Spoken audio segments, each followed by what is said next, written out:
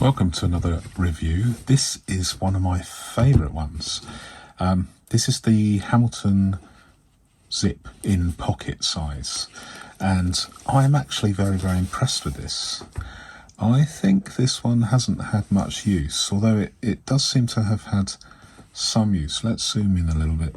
You can see, if I can get the reflections right, that there are some scratches and marks, but I think with this oiled leather that's sort of pretty normal and actually quite nice. I like it. I do like it. But it's the Hamilton Pocket Zip. Now this wasn't, let me open it. This wasn't very let me zoom out a little bit. This wasn't available for very long, fleetingly. Yeah, and this is a frustration to me. So some of the and I'm going to digress here. Some of the Filofaxes that I really don't rate at all seem to have soldiered on forever, and then some that I really like are only offered briefly, fleetingly, for a year or more, and such is the case with the Hamilton Zip in pocket size. Now this came out, it's in the 2000 catalogue, so this is a quarter of a century old perhaps. Has it got a code? Has it got a code underneath the, I'm just having a quick look. Doesn't seem to have a code there. Maybe it's got a production code somewhere else. If someone can let me know whether there is a code. But anyway, this was only available very briefly. It was available in black and brown. A couple of years later in the catalogue, this is still available, but not in zip format. It's only available in the normal format. But this was available in the zip was available in pocket, personal and A5 size. This cost £46 in 2000, at least in the 2000 catalogue, which I guess is quite a good price, because I remember my, where is it? Have I got it? I remember my personal size Sherwood. I bought this for £49 way back in 1993. So this arguably is a lot cheaper and very similar quality, different but similar. I'm very pleased with this. I'm very pleased with the quality, as I'm about to show you.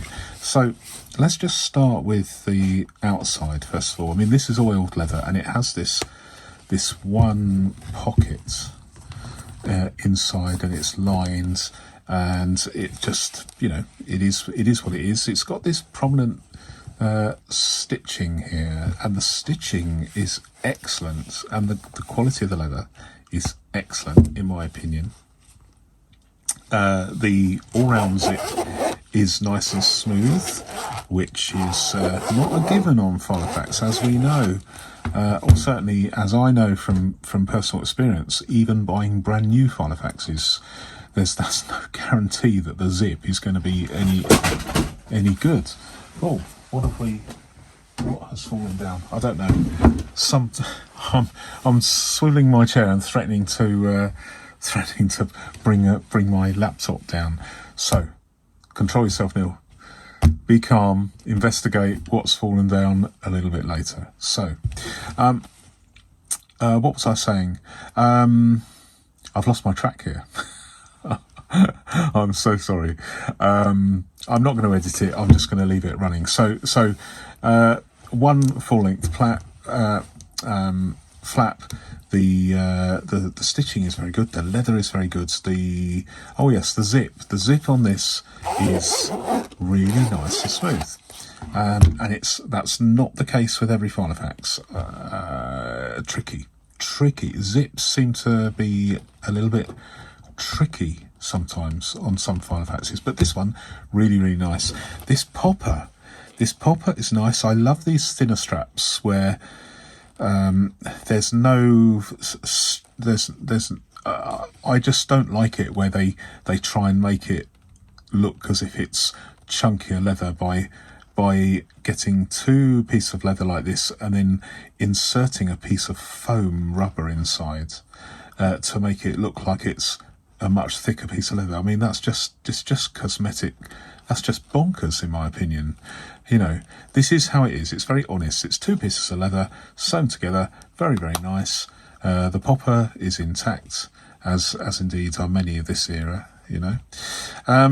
But it is very, very nice. It's nice to hold, and as I said before, this is a pocket size.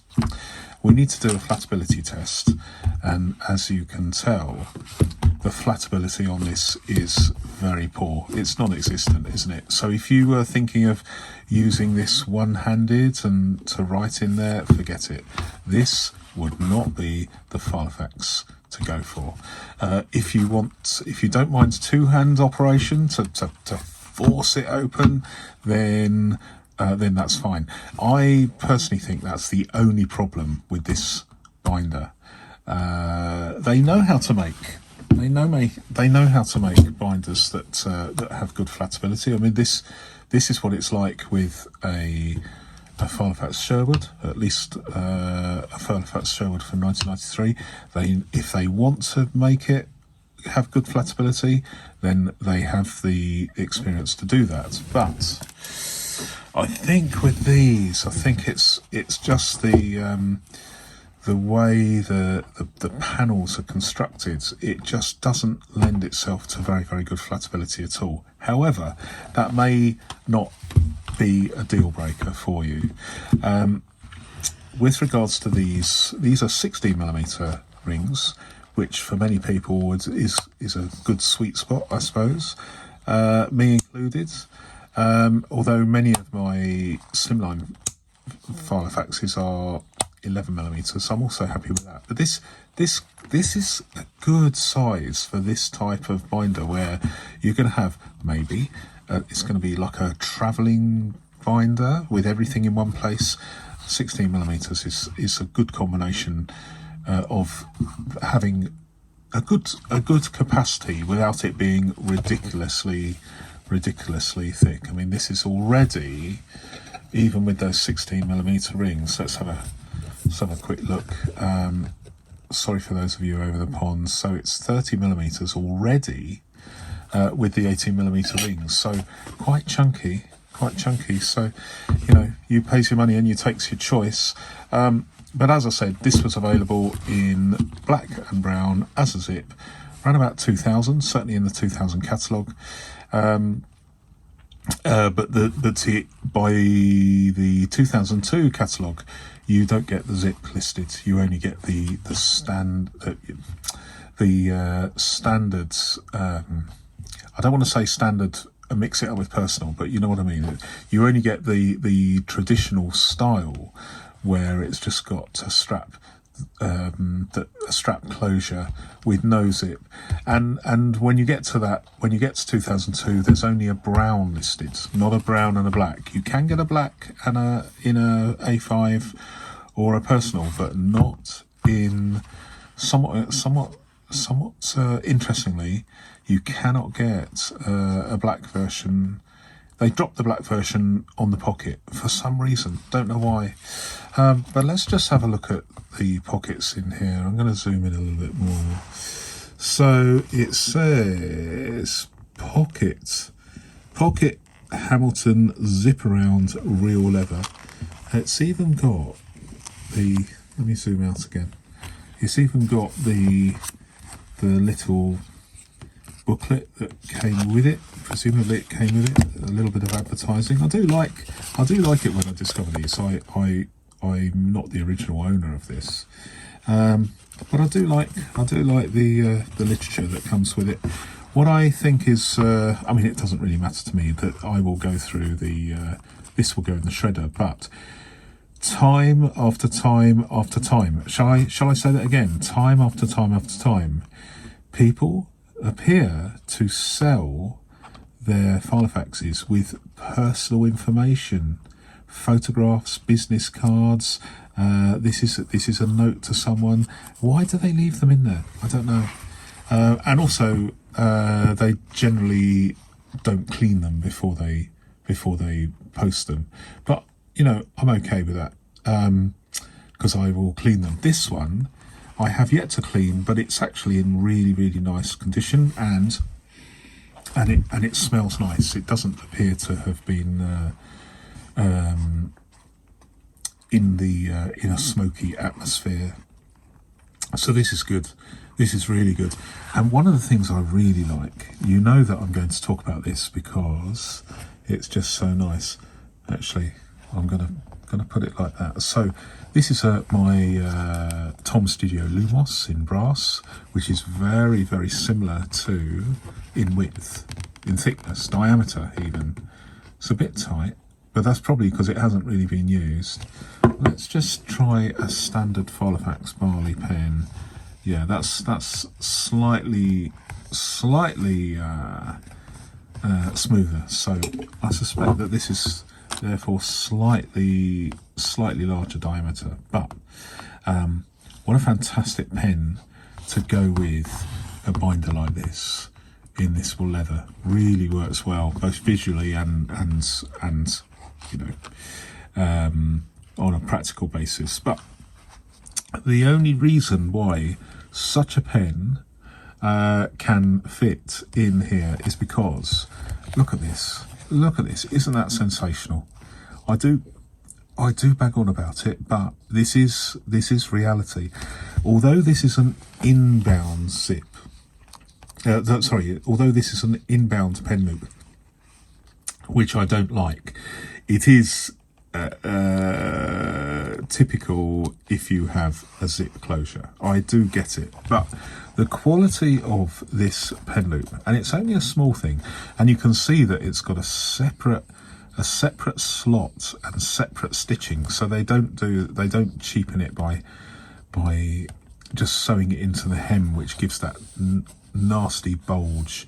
So annoying, especially if you own such a binder. You're constantly reminded of it every time you open it, and you just think, oh, why do they, it's just so annoying that they've gone to great lengths to save us just a few pence, and I'm going to be continually reminded of the poor quality design every time I open the binder. But this one, superb. It's actually got miracle of miracles, it's actually got a really nice solid piece of leather, and the advantage of that is that if you have a snub nose pen, it will fit in there. You don't necessarily have to have a pointy pen. If it's a fold over design, you get an ugly hem that can inside here that can catch, and then once it's catched, it becomes more and more frayed, and then the lining comes out. It just seems so much effort to make something that is, that looks initially okay but rapidly deteriorates. I can understand that if it's a disposable product, but what if it's a product where people are actually buying it in the hope and perhaps expectation that it's going to last them many, many years? It's just a poor design. But this one, fabulous design, absolutely fabulous. Another thing that is fabulous, I do like these concealed pockets, so long as there is some leather or other material that's hiding or shrouding the zip, because otherwise when you close, if there was no shroud here, when you close a binder, it can push up the pages up against the exposed zip, which is not great. But this one is good, and although it has no name on the zip, it's actually very, very nice, very smooth. It's got this gusset, which means that the pocket can actually be used. But the zip is good quality, and the zip all the way round is also good quality. Again, no name, but very, very nice. And it is just an altogether very nice thing. Just a few credit card pockets and this ID thing. It's lovely. It's lovely. But sadly, this is this is, let me zoom out. This is another really, really, really high class product, which was made abroad. It wasn't made in England, so this postdates the transition to manufacturing to the Far East. But the specification was excellent. It really, really was excellent. And this was made in an era when high quality was, the name of the game. It's difficult. It's so difficult to compare binders through the ages. But although this isn't a vintage Filofax per se, again, it was made around about 2000. The quality is, I wouldn't say it's sensational, because there's the big problem of non-existent flatability. But I know that there are many of you out there for whom flatability is not quite such an issue as for me. And if you are someone like that, then this could be a very, very good binder to seek out used on the internet, because many of these are in exceptional condition, because, as we know, many people have bought a Filofax, then used it for a bit, and then they've decided that they want a PDA or an electronic system to do their diary, and then this ends up in a drawer somewhere. I think this is probably what has happened to this one, because there's no real wear at all. But I suspect that this leather, although there is some man-made sniffer inside, I think the leather feels like it's quite thick and could stand up to a lot of corner wear, here, and particularly here. It's got a lovely stamp logo on it.